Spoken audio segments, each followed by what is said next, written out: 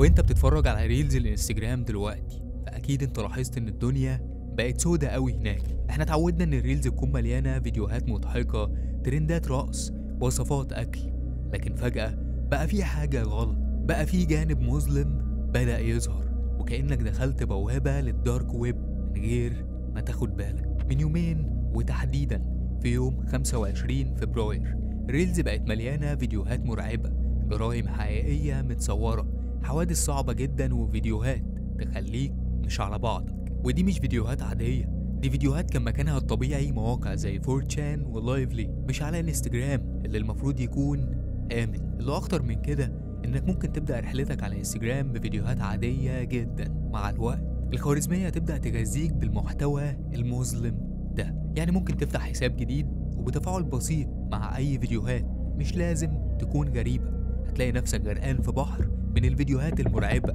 وفي أقل من نص ساعة. الفيديو ده مثلا من وقت ما شفته وأنا مش قادر أطلعه من دماغي، اتنين لابسين ماسكات بيضحكوا. طيب إيه المرعب؟ خليني أقولك، عارف لما تشوف حاجة شبه البني آدمين بس تحس كده إنها مش طبيعية؟ ده بيوصلنا لنظرية الوادي الغريب، وهي نظرية بتقول إننا كبشر بنخاف من الحاجات اللي شبهنا بس مش طبيعية 100%. الشخصيات دي لابسة ماسكات، مش عارفين هم مين، مش باين ملامحهم، حتى مش واضح إذا كانوا أصلا من البشر. وده لوحده بيخلق حالة من الرعب، لأننا بطبيعتنا بنخاف من المجهول، من اللي مش مفهوم أو اللي ملوش تفسير. والسؤال هنا، ليه شركة ميتا سايبة الفيديوهات دي تعدي؟ هل هو تقصير منهم ولا ممكن يكون الموضوع ليه أبعاد أكبر من كده؟ لو فكرت فيها الفيديوهات المرعبة والصدمة بتجيب تفاعل مجنون، الناس بتتفرج وبتعمل شير وكومنتات حتى لو الكومنتات دي كلها صدمة من اللي شافوه. طب هل ده معناه ان ميتا متعمدة تخلي الناس تتصدم وتتأذي نفسيا؟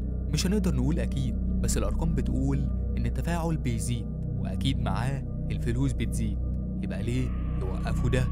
وعشان كده في ناس شايفة ان الموضوع مش صدفة، وان في تحكم خفي في اللي بيتعرض لنا، وده هيدخلنا في نظرية اعمق. هل ممكن يكونوا بيلعبوا على خوفنا عشان يخلونا مربوطين اكتر بانستجرام؟ طب هل ممكن تكون دي طريقة للتحكم فينا وادماننا للمحتوى؟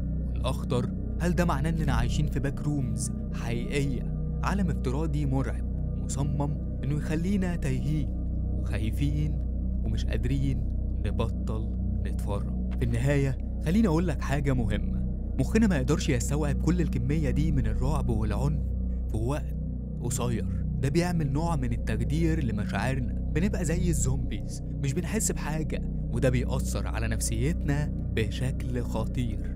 لو انت دخلت وشفت اللي بيحصل انصحك ما تكملش، خد بريك، اقفل الموبايل، روح امشي في الشارع، اتكلم مع حد، ما تسيبش نفسك لنفسك.